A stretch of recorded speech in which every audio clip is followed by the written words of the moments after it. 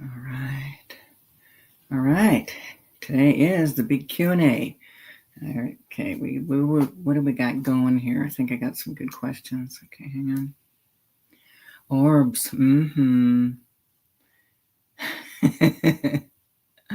Okay. All right. I'm going to answer this first question with Joss. What are orbs? Okay. I want to share something. So back in 2011, I'm thinking 2011, I took a group to Egypt. That was my second time going. Wait, yeah, 2011, doesn't matter. 2011. So we were going to all the different temples. Okay, these are the temples for the initiates. Okay, people seeking enlightenment.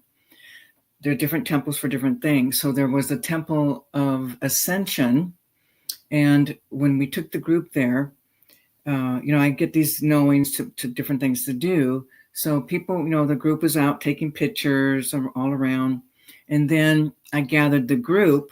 And when I did, we started doing this whole releasing energy of all, the energy frequencies coming, the peoples that were stuck, whatever. Okay.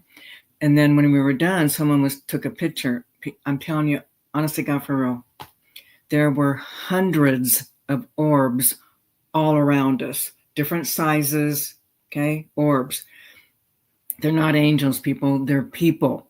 They're dead people. Okay, they're orbs. Okay, they're all over. You can, sometimes you can see them anywhere. Like, when I was in Ireland taking pictures, every once in a while you'd see an orb in the picture. Okay, so yeah, it's people. It's dead people, basically. Okay, but I want to find that picture because I'm not joking. It was the whole group was there, and all over there were just orbs, all different sizes, little, bigger, all over. Okay, it was pretty cool, very cool. So orbs are actually people. All right. Okay, let's see here. What role? Okay, so Karen, hang on. I'll post this here for Karen. Okay, what role did Lucifer play in the old new paradigm? Okay, so in the old paradigm, okay, let me back up. Let's just back up, okay? In my own experience, okay, I did go, I was at that, me and other people, okay, it's not just me, all right? So we go back, and at that time okay, you have to realize, when you think about God, it's not some human being, okay? It's a consciousness, it's an awareness, okay? All of us have come from that. And the archangels, these are beings that not necessarily incarnate, but although aspects of them can incarnate, okay? But what happened is in the holding of polarity, you have to understand there's a polarity here on planet Earth, okay? Everything's polarized, like yin-yang, that's the polarity. So there was an agreement to hold that polarity, to hold the polarity of darkness, meaning of things of negativity, of things of bad, or how can I say, when you think of negativity, think of things like greed and hatred and selfishness, and where we hurt others and cause harm, that type of thing. But the promise is that in time, which is the new paradigm time, he would be awakened and remember the truth of who he is. But he had to totally forget, like 100% forget, in order to hold that darkness, okay? 2004 is when he woke up and remembered. I was there. I saw it. It was right there, okay? So since then, even though there is still the darkness that's happening, there are still all of the minions, all of the different levels of what we would call like a devil or Satan or any of that. There's all that is still here, okay? But the actual archangel Lucifer did wake up, okay? And since that awakening, he's done lots of helping and assisting, showing, and he helps release demons and all kinds of things, okay? in our program, which is now called Fundamentals of Shamanic Energy Healing, you will be introduced to that being, that archangel, and you will have a connection with that archangel in order to have him assist you in dealing with some really gnarly black evil stuff. Okay, so it's kind of like, you've been a king of something, and all of a sudden you have an awakening, but you're still king of that particular kingdom. Okay, and you're still needing to oversee, be a part of, but the role that's being played now is very different, because now there is that, it's like the new paradigm, the live new paradigm is shining, which is also going to affect all of humanity, and we're moving into a higher vibrational frequency, which is that fifth dimensional being, which is more heart-centered rather than how we are now. It's all this negativity, closed down, greed, jealousies, envies, causing harm, all of that, power over. That's old paradigm. So the new paradigm, he is definitely a shining light in that new paradigm. Just kind of like in a nutshell, a little bit of info about that. Okay. Okay, hang on. Okay.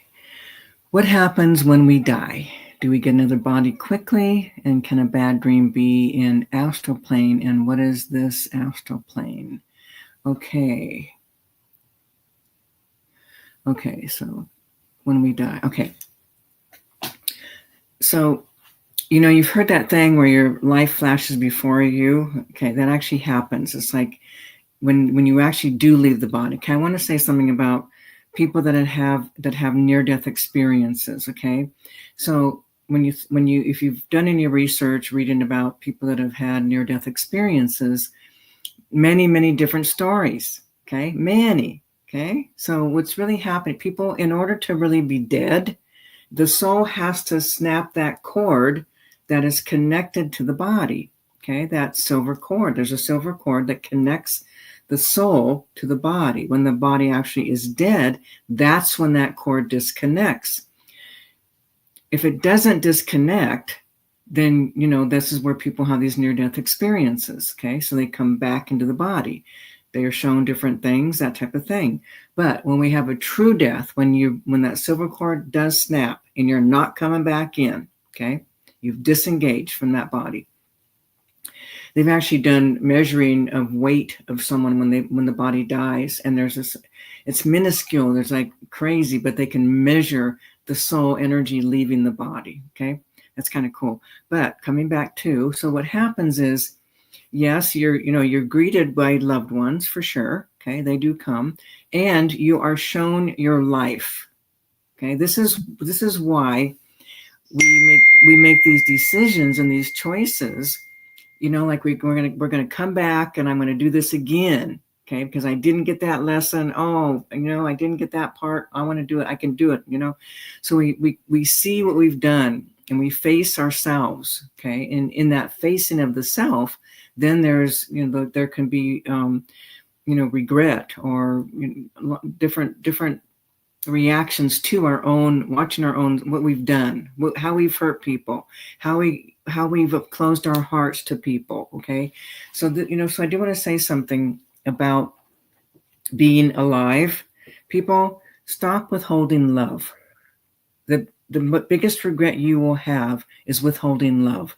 What I mean by that, think about this. Very simple. Okay, you get mad at somebody. Let's say you're upset with your mother or your father. Let's just take your God.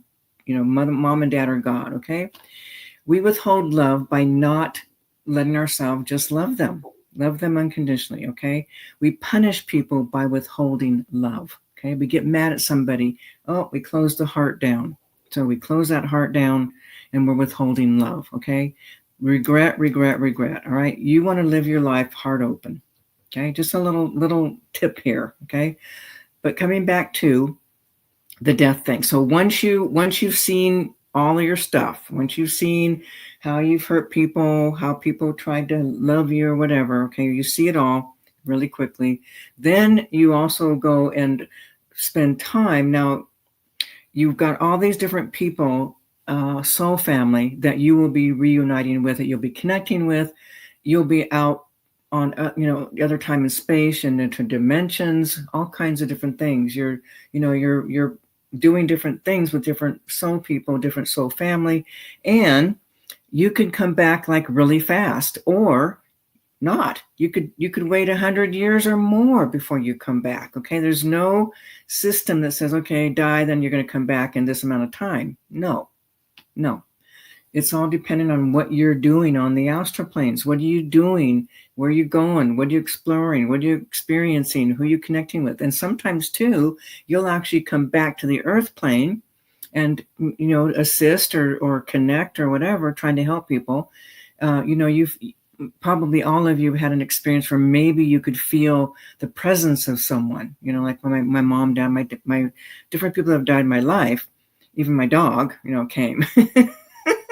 So my dog hung out with me for well over a year. So, it just depends on what you're doing. That there's no, this is how it is. It's written this way. No, it's an experience. So you're in a different state of consciousness, awareness. You are making your new agreements and contracts for future incarnations. There's things that you're going to want to be doing, thinking you're going to do. Unfortunately, the problem is when you come in, you totally forget, which is part of the deal. Okay, you forget, and then you're kind of starting over again. But you do carry forth things. Like, for example, in my world, I'll share with you my training to be a shaman. Okay, I had a business partner that I took on when I left the area. I moved to Mexico and gave my business away, but I came back.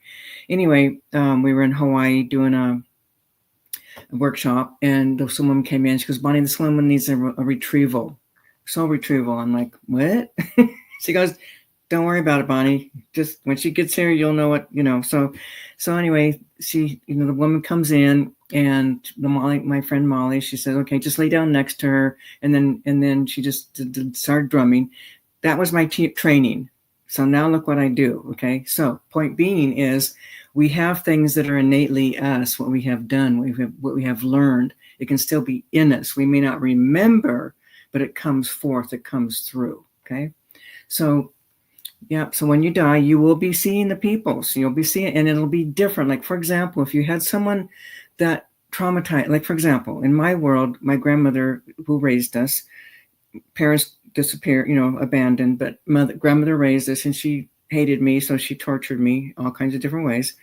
And yet when she died, and I've found and connected, and all kinds of different things that I've done, work I've done, finding that energy is a profound love, loving profoundly, and then in that being willing to hold a polarity of torture, basically. Okay, so you have all these peoples, all these beings that you've had lifetimes with. Even in this lifetime, you might, as you leave the body and you're reconnecting, you might discover, oh, that wasn't hatred here, that was love. Holding you in a state of love for you to have the opportunity for your soul to wake up. Okay, so we spend time exploring things. We go to different time and space. We go to different dimensions.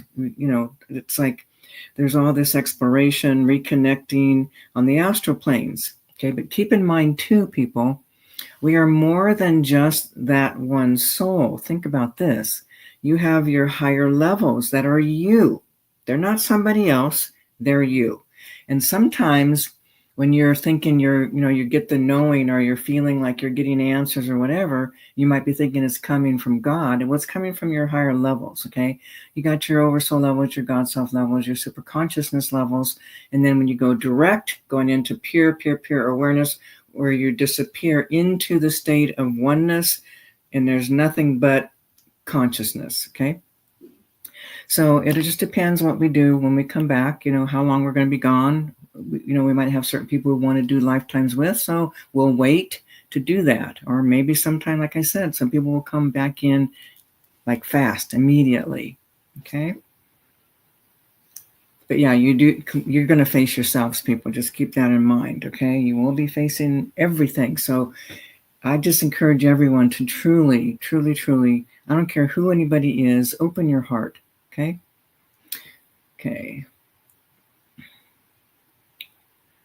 Yeah. My grandma used to put pepper in my pants. Okay. She used to take me in front of people. We'd have, on Sundays, a family come over and she'd pull my pants down and beat me with the razor strap because I wore my underwear to bed. Okay. Because her husband, my grandfather, was molesting me. Okay. So, I mean, guys, people are, it's like all this stuff we live and come through. Okay. So, again, when I saw her, when I reconnected at the spirit level with her, pure light, pure love and light for me. Okay. And it's like the process of learning who we are, what we're doing, why we're doing, all of that. Alrighty. Okay. Let's see here. I wonder if we're between demonic oppression and our own thoughts. Hang on a second. What is that?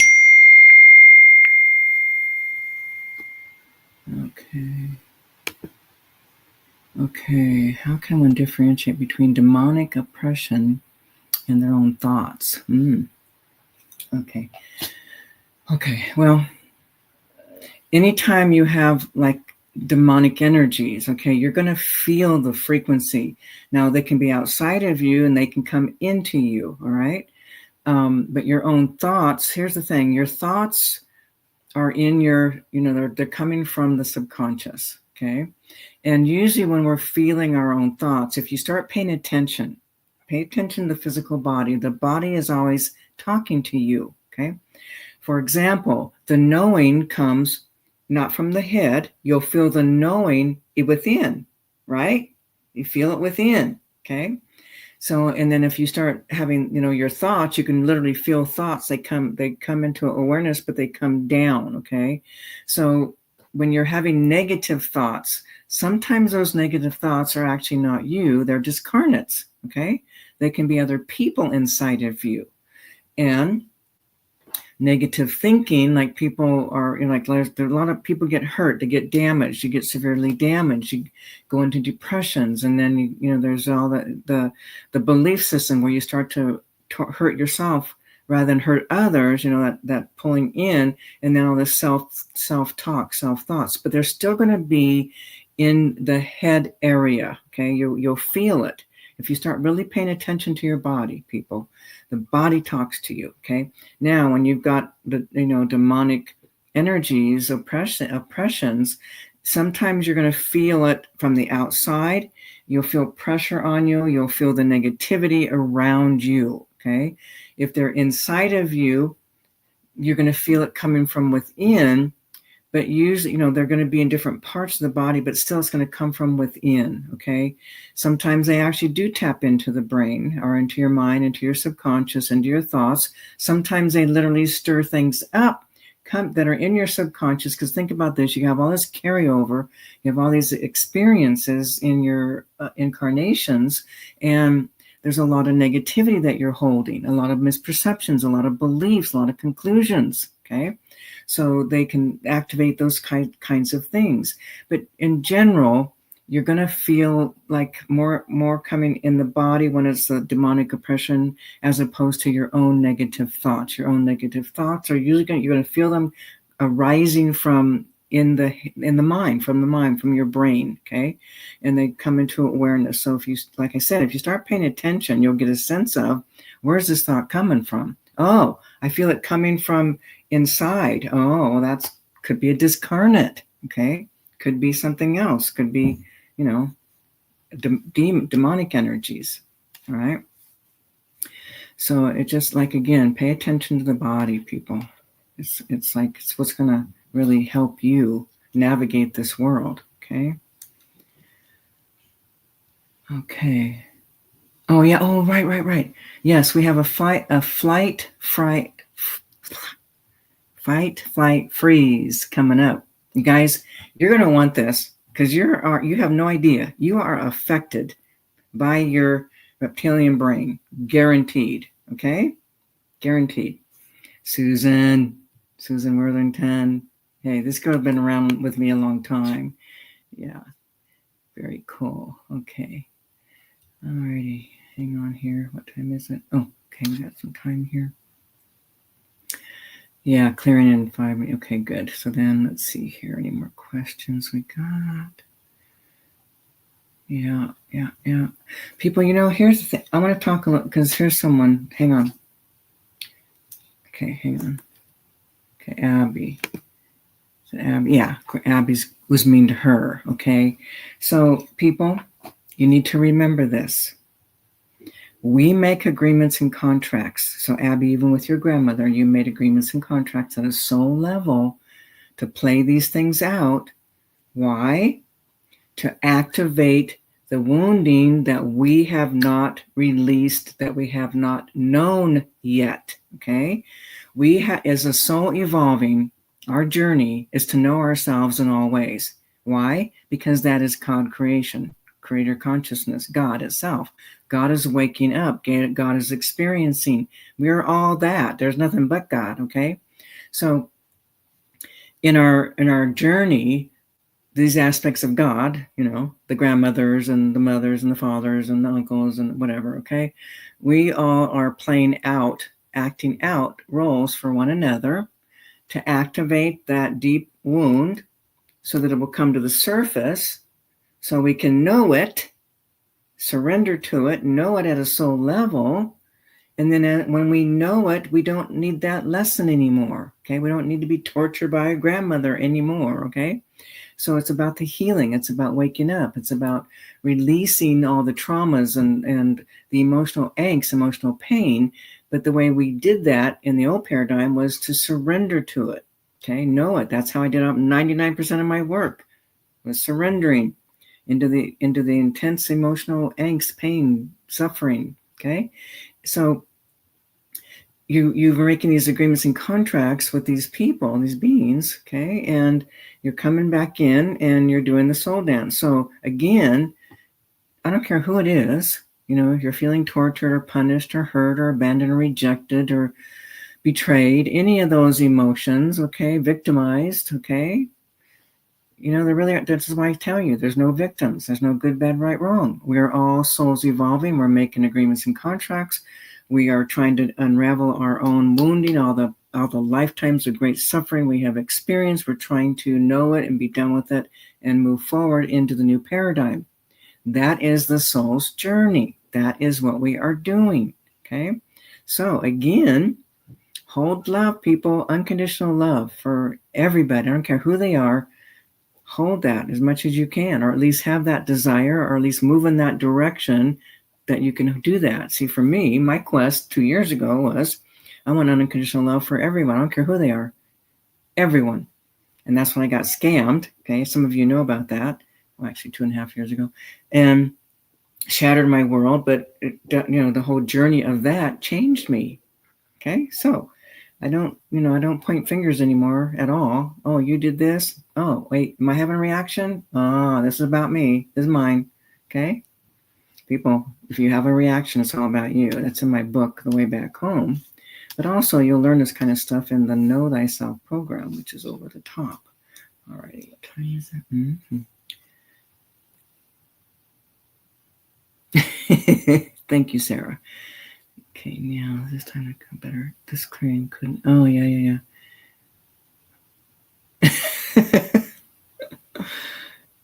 Okay, hang on. Okay, so Sarah saying, hope everyone here is coming. I found out the hard way about the reptilian brain. Yeah. Yes. Yep. Torture. We don't need to be tortured anymore. But alrighty, cool. So got a few more minutes. Yeah. So if you are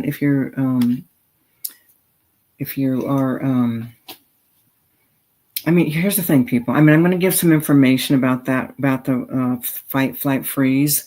And then there's another piece component of that therapists use. But the truth is it's not, that is more of a developed emotional way of being. It is not true reptilian brain, just so you know. I'll explain that when we do the thing there, okay? So in that clearing, it's going to be awesome because everyone is still affected by that reptilian brain. Everyone is affected. Sometimes you're going to feel that feeling like fighting, or you're going to be frozen. You can't move, paralyzed, okay? or you're out of here. Okay, so this is all that reptilian brain stuff. So I'll be giving lots more information on that. All right. So that's coming up in 35 minutes. Okay. All righty. Okay, what else here? Clearing. I'm just looking for questions here. Okay. Some people are really ready for this. Couldn't come at a better time. Here's Cynthia. This is my girl Cynthia. She's always doing something. When I face myself, I only see beauty. Cute, huh? Okay, good. Let's see what's here. Okay. Okay, hang on. I'm gonna hang on a second. Oops, there's something here. Okay, the universe runs on resonance, and to see traumas as tones. Okay, when we access the emotion, we begin to unwrap. By fully feeling it, we can play that music and release it. That's just very sweet. I think when you're on the ground and your heart is shattering, you think you're going to die, you may not be liking that music. But it's true, okay, people? That's a cool way to think about it. Yeah, it's just energy coming out. And it does. It comes out, okay? All righty. So do you think we're literally playing the music of healing? Yeah. So I thought of you. Oh, this is the other part of it. Hang on. Okay, so I thought of you. Do you think we're literally playing the music of healing trauma? Well, in a sense, yeah. You could call it music, I mean, when you hear someone wailing or someone's, in excruciating pain and all that, I guess any sound could be considered music, but basically it's the emotion. It's the emotion that we haven't ever felt all the way. That's why when you drop in and you go surrender all the way to it, people, sometimes it's so excruciating. I swear, you really think you're going to die. You think you're going to go crazy. You think you're never going to come out of it. But you do. Okay? You do. And it gets lifted. It's lifted. So people, you have to do your inner work. Okay? That's the bottom line. You are emotional beings.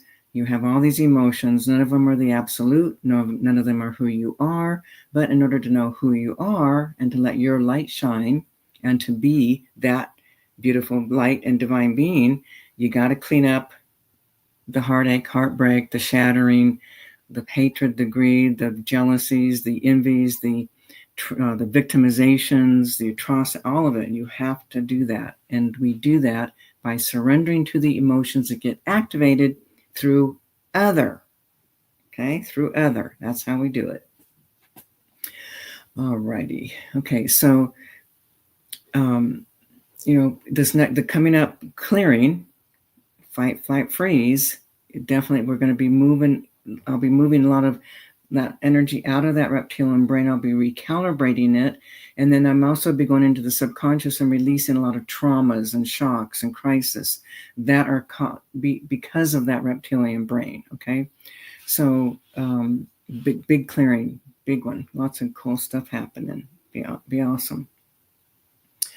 Alrighty. What's the best advice for enjoying a peaceful life after retirement? Okay. Hang on. What's the best advice? Okay, what's the best advice for enjoying a peaceful life?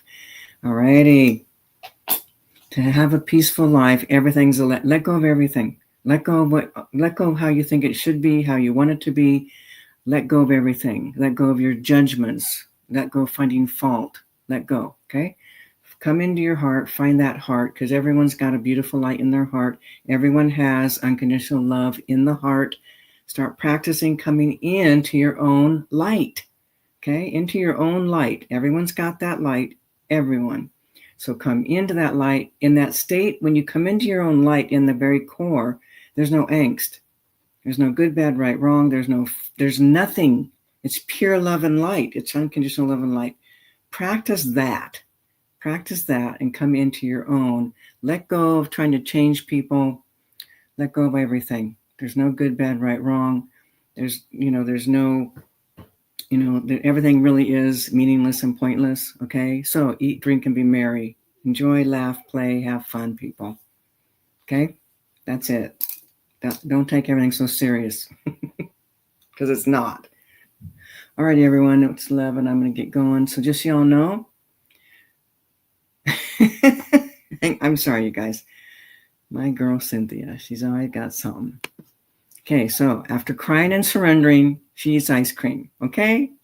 All right, everyone. So I'm going to leave now, but hope to see you at the group clearing.